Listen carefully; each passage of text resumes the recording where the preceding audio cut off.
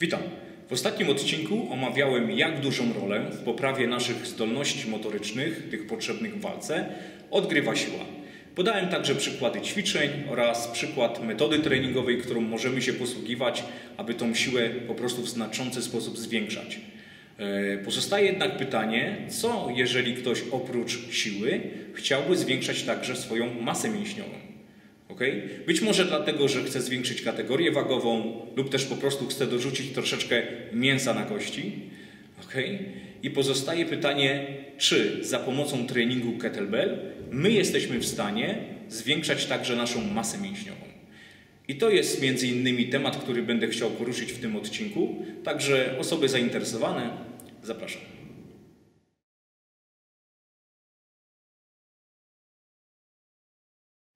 Ja w swoim treningu akurat nie skupiam się na dobudowywaniu masy mięśniowej, ponieważ ta, którą mam, jest dla mnie wystarczająca i czuję się w niej dobrze.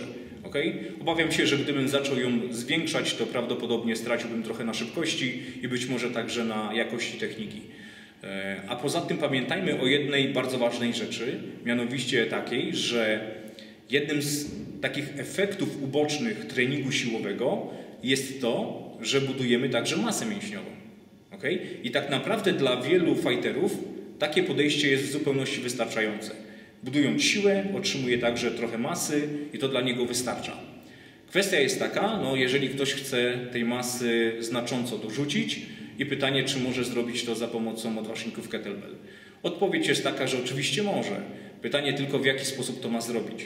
Ponieważ nasze podejście do treningu jest troszeczkę inne niż takiego typowego chłopaka z siłowni, który chce wrzucić mięśni i przede wszystkim interesuje go rozmiar tego mięśnia. Nas jednak interesuje przede wszystkim także jego funkcjonalność, ponieważ my później będziemy potrzebowali z tego mięśnia korzystać także w walce. A więc pytanie, w jaki sposób trenować, w jaką metodą treningową się posługiwać, aby nad tymi mięśniami pracować we właściwy sposób. I tak naprawdę jedną z takich metod treningowych podałem już w ostatnim odcinku. I była to nasza drabina siły. Ponieważ jeżeli troszeczkę ją zmodyfikujemy i zwiększymy liczbę powtórzeń, czyli na przykład z 5 do 6 i 8, to już zaczniemy pracować nad mięśniami. Pozostałe pytanie to takie, czy izolować mięśnie, Czy izolować grupy mięśniowe. I oczywiście, jeżeli widzisz gdzieś dysproporcję i czujesz, że jakąś grupę mięśniową chcesz dodatkowo jak gdyby pobudzić, to nie ma problemu, możesz sobie ten mięsień wyizolować. Jednak musimy pamiętać o tym, że większość naszej pracy, którą będziemy wykonywać z kettlami, to jest przede wszystkim praca w kombinacjach. A więc będziemy robić dużo kombinacji, z tego względu, że fightera nie interesuje tylko, tak jak mówiłem wcześniej, sam rozmiar, ale także ich funkcja. A więc to, co będziemy chcieli zrobić, to skupić się na odpowiednim ruchu współpracującego ze sobą całego ciała. I kolejna kwestia to to, czy powinniśmy wykonywać trening piramidalny. Czy powinniśmy korzystać z tego treningu piramidalnego. I tutaj nie da się ukryć, trening piramidalny jest bardzo dobrym treningiem, jeżeli chodzi o rozbudowę masy mięśniowej, jednak nie jest za dobrym treningiem w kontekście budowania siły. Ponieważ piramidy męczą mięśnie i układ nerwowy dużo wcześniej, zanim dojdziemy do treningu tych właściwych serii. To, co jednak możemy zrobić, to w taki sposób zmodyfikować piramidę, że zacznie ona działać dla nas we właściwy sposób. To znaczy, że pomoże nam zarówno budować siłę, jak i budować mięśnie. I to, co będę chciał zrobić, to spróbuję omówić, w jaki sposób można to zrobić. I zanim przejdziemy sobie do omawiania tej zmodyfikowanej piramidy, o której mówiłem wcześniej, zrobimy sobie takie pierwsze ćwiczenie. I tym ćwiczeniem będzie tak zwany goblet skład. Goblet skład jest to przysiad robiony z odważnikiem trzymanym za uchwyt przed sobą na wysokości klatki piersiowej.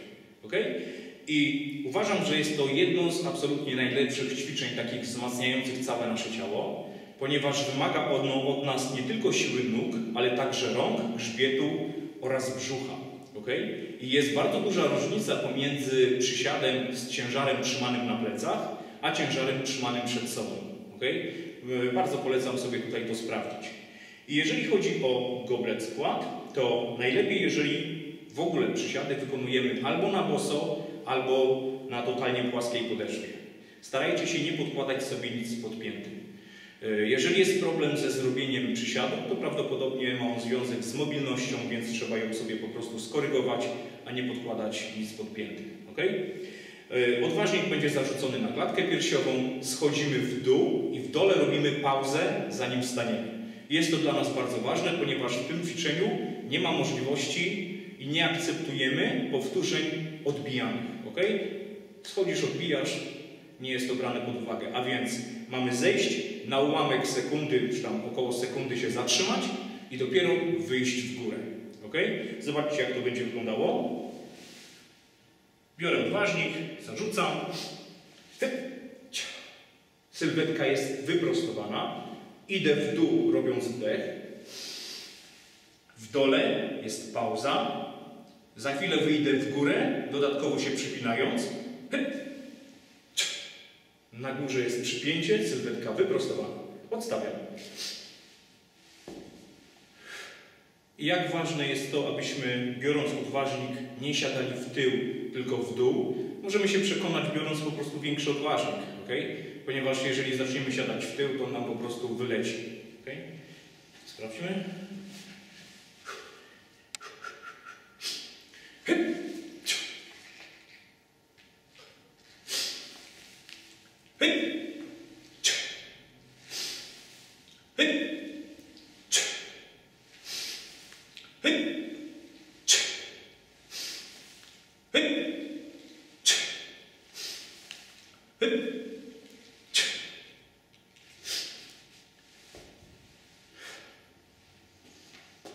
Przejdźmy teraz już do omówienia tej piramidy, o której wspominałem wcześniej. I tutaj pierwszą rzeczą, którą musimy zrobić, to tak samo jak było przy drabinach, musimy wybrać ćwiczenie, które będziemy wykonywać. Może to być goblet skład, może to być coś związanego z wyciskaniem, to niejako zależy od Ciebie. I do tego ćwiczenia, do tej metody treningowej wybieramy 4 odważniki. Okay? I ich wielkość będzie uzależniona od naszego jednego maksymalnego powtórzenia w danym ćwiczeniu, które wybraliśmy. Okay? A więc zakładam, że trenujesz na tyle, że wiesz, ile wynosi Twoje jedno maksymalne powtórzenie w danym ćwiczeniu. No i teraz możesz sobie bez problemu dobierać ciężary. Jak widzicie, mamy ciężary różnej wielkości. Ten najmniejszy odpowiada 50% naszego maksymalnego wyciśnięcia, drugi 60%, trzeci 70% i ostatni 80% naszego jednego maksymalnego powtórzenia. Okay? I trening zaczynamy od tego najmniejszego. Na tym najmniejszym wykonujemy 5 powtórzeń. Okay? 5 powtórzeń, chwila przerwy, 4 powtórzenia. Chwila przerwy i tutaj uwaga, 3 powtórzenia, ale w 2 seriach. Okay? I ostatni, ten najcięższy odważnik, to są 3 powtórzenia, ale uwaga, w 5 seriach. Okay? 3 powtórzenia w 5 seriach. I teraz zobaczcie, pomimo tego, że ta nasza piramida wygląda podobnie do tej zwykłej piramidy, a więc ciężary także wzrastają, to jednak ilość powtórzeń, od której zaczynamy, jest zdecydowanie mniejsza. Okay? I ma to związek z tym, że zaczynamy od mniejszej liczby powtórzeń, aby nie zmęczyć się za bardzo, zanim dojdziemy do tych najcięższych serii, ponieważ to one będą budowały nam siłę i masę. I w tej metodzie generalnie nie robimy schodzenia w dół. Okay? Z tego względu, że możemy mieć już za mało siły na to, żeby wykonywać te ćwiczenia, powtórzenia prawidłowo technicznie. Okay? A poza tym, jak mówią Rosjanie, te serie tylko zapychają nasze mięśnie, utrudniając regenerację przed kolejnymi sesjami. I skoro jesteśmy przy nogach i ogólnie sile całego ciała, to pokażę Wam kolejne rewelacyjne ćwiczenie, które właśnie będzie pracowało nad całym naszym ciałem. I będzie ono polegało na tym, że zarzucimy sobie odważnik na klatkę piersiową, drugą rękę odwiedziemy i trzymając go w jednej ręce z boku, będziemy robić wykroki w tył i wracać. Okay? I jest to o tyle niesamowite ćwiczenie, że wymaga od nas nie tylko pracy nóg, ale także przez to, że próbuje nas przeciążyć, będzie wymagało od nas siły także tułowia, a więc pracy całego ciała. Gdy będziemy trzymać odważnik w ręce, przedramię jest wyprostowane, uważajcie na to, żeby większy ciężar nie przechylił Wam ręki i po prostu jej nie wyłamał. Zobaczcie, jak to będzie wyglądało. Odważnik ustawiamy najpierw wzdłuż.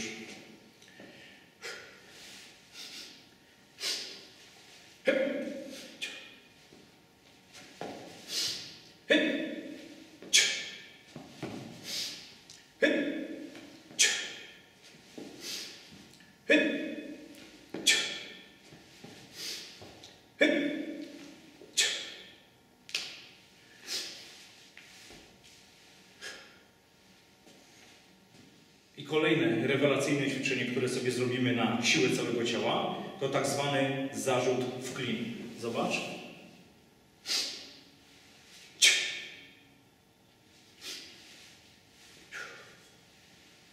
Gdy zarzucamy odważnik, to nasza pozycja wygląda dokładnie w ten sam sposób, w jaki wyglądał martwy ciąg, swing jednorącz, swing oburącz itd. A więc nasze stopy nie mają prawa tutaj się bujać, a sylwetka jest wyprostowana przez cały czas. Nasze barki także nie mogą skręcać naszej sylwetki. A więc jesteśmy wyprostowani przed, chwytamy, zarzut w górze. Także jesteśmy wyprostowani, odstawiamy odważnik. Super ćwiczenie na siłę całego ciała.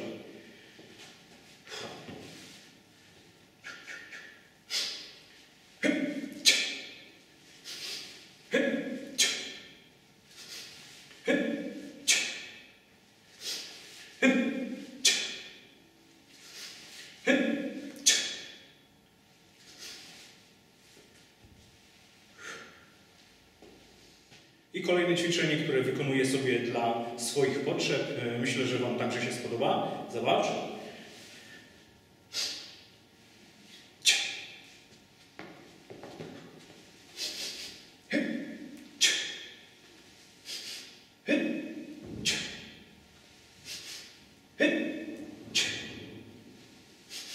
Ta stopa, na której robię przysiad, jest na palcach.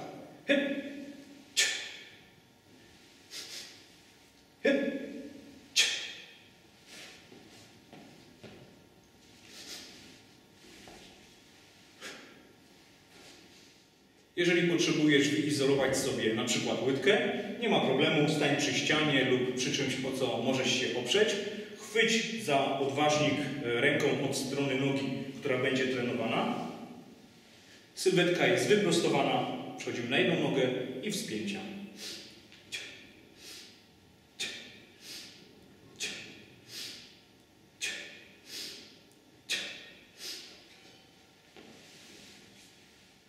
I kolejne ćwiczenie, które sobie zrobimy, będzie przeznaczone dla tych, którzy chcą popracować nad swoją klatką piersiową. Oczywiście możemy to zrobić w domu, potrzebujemy tylko ławeczkę. I możemy tutaj pracować z tą drabiną siły, o której mówiłem w pierwszej części, lub też tą naszą zmienioną piramidą, o której mówiłem niedawno. Tak więc w zależności od tego, co potrzebujesz, to sobie możesz wybrać.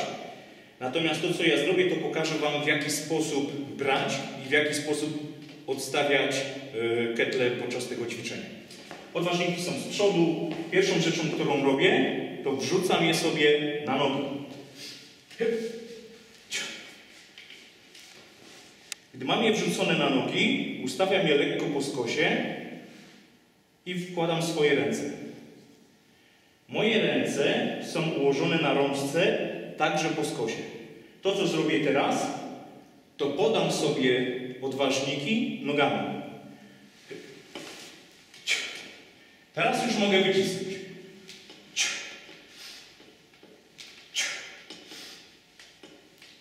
Mogę wyciskać oburącz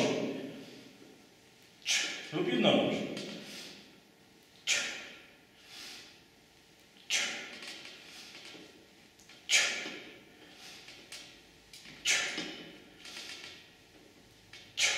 Po skończonej serii opuszczam i wracam tą samą drogą.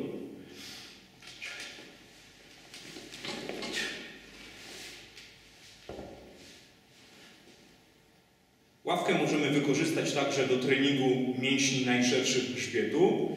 I ćwiczenie nasze będzie wyglądało w ten sposób, że podeprzemy się jedną ręką, druga za chwilę będzie pracowała wzdłuż naszego ciała i to, czego nie chcemy, to wybijać, wykorzystywać tutaj impet i nie chcemy prowadzić barku za wysoko.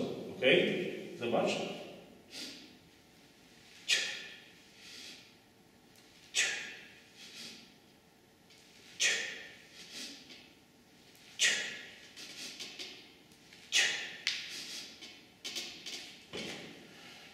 Teraz zrobimy sobie ćwiczenie na ziemi i naszym zadaniem będzie wyciskać odważnik jednorącz przy wyprostowanym ciele. Zobaczcie. Podchodzę pod odważnik. Biorę go na siebie. Prostuję sylwetkę, głowa na ziemi, druga ręka z boku.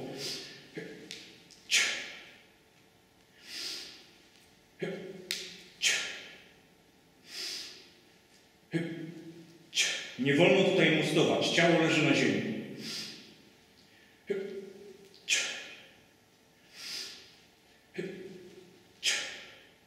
Powoli opuszczam. Przechodzę do boku. Wychodzę. I mam zaliczone ćwiczenie. I kolejne ćwiczenie na ziemi, trochę podobne do tego poprzedniego, z tym, że tutaj będziemy mieć wyprostowaną rękę przez cały czas i będziemy się rolować na łokieć. Zobaczcie.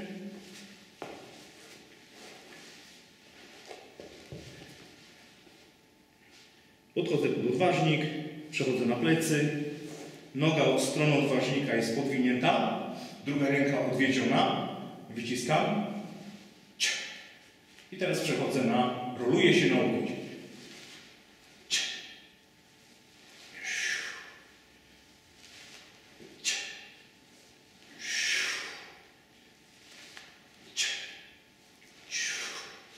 Jeżeli okaże się, że to ćwiczenie będzie dla Ciebie za ciężkie, przejście na łokieć, przechodź tylko na bark.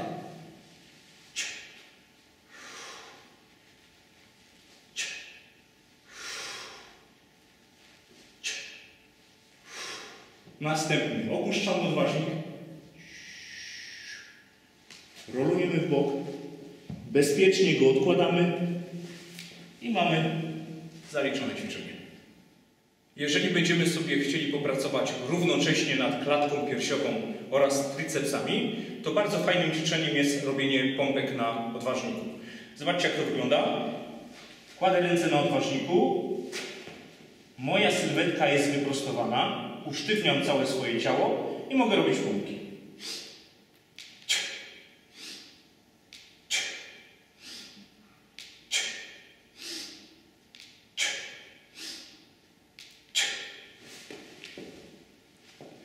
Super ćwiczenie, naprawdę polecam. Pokażę Wam teraz bardzo fajne ćwiczenie, które będzie działało zarówno na nasz biceps, jak i przedramiona.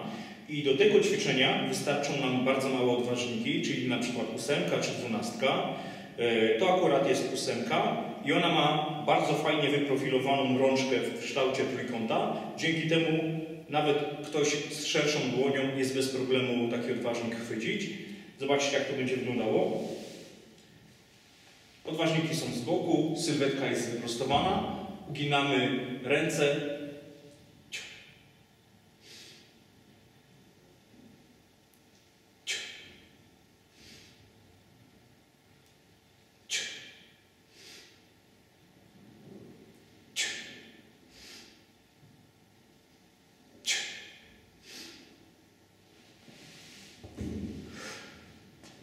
Naprawdę bardzo polecam.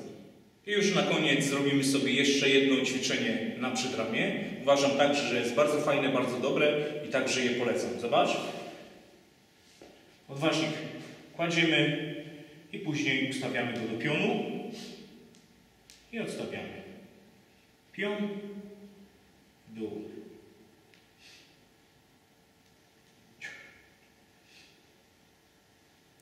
I na przykład takich 10 powtórzeń w 3 seriach. Ok, to na dzisiaj wszystko. Mogą tutaj się pojawić pytania w stylu, dlaczego wiele z tych ćwiczeń, które robiliśmy w swych ruchach, nie odwzorowuje tych ruchów, które na co dzień wykorzystujemy w walce. Czyli dlaczego na przykład nasze ćwiczenia nie wyglądają jak uderzenia bądź kopnięcia tak bezpośrednio. Okay? Zobaczcie, nasze ciało to tak naprawdę jest jeden wielki łańcuch, który z kolei składa się z ogniw, którymi są nasze stawy, ścięgna i mięśnie. Zgadza się? A nasz łańcuch jest tak silny, jak jego najsłabsze ogniwo.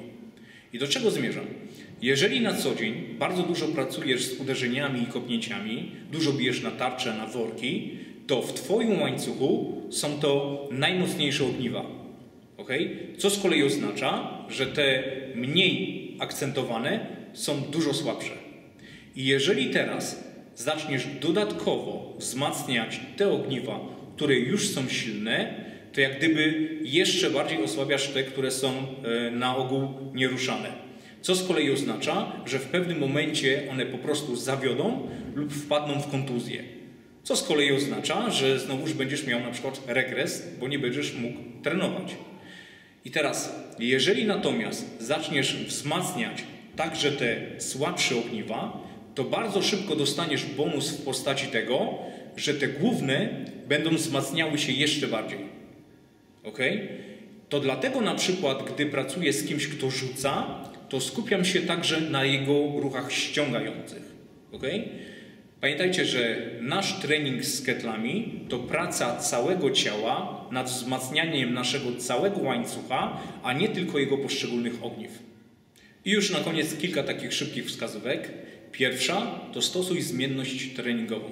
Co oznacza, że nie możesz przychodzić i na każdym treningu tylko dorzucać ciężaru do swoich ćwiczeń w pogoni za wynikiem, ponieważ o ile nasze mięśnie są w stanie zaadaptować ciężar szybko, o tyle nasze stawy i ścięgna potrzebują więcej czasu.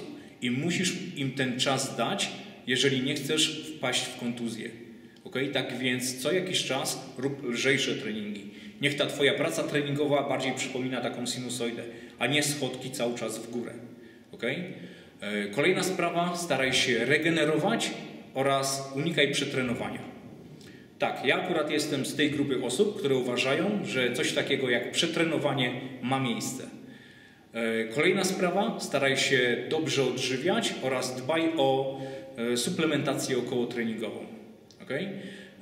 Ja akurat, jeżeli chodzi o dietę, to nie będę się w ogóle wypowiadał, ponieważ nie mam na ten temat pojęcia. Nigdy żadnej nie stosowałem. Jedyne, co mogę powiedzieć, to to, że mniej więcej od 5 lat, oprócz ryb, nie jem żadnego mięsa i nie piję w ogóle mleka. I ostatnia sprawa, nie wiem, myślę, że najważniejsza, to jeżeli to tylko możliwe, unikaj stresu. Okay? Wiem, że jest to trudne do zrobienia, ale nie bez powodu wzięło się takie powiedzenie, że stres zjada mięśnie. Okay? Tak więc musimy o to dbać. Na dzisiaj to wszystko. Dziękuję bardzo. Do zobaczenia w kolejnym odcinku. Pozdrawiam.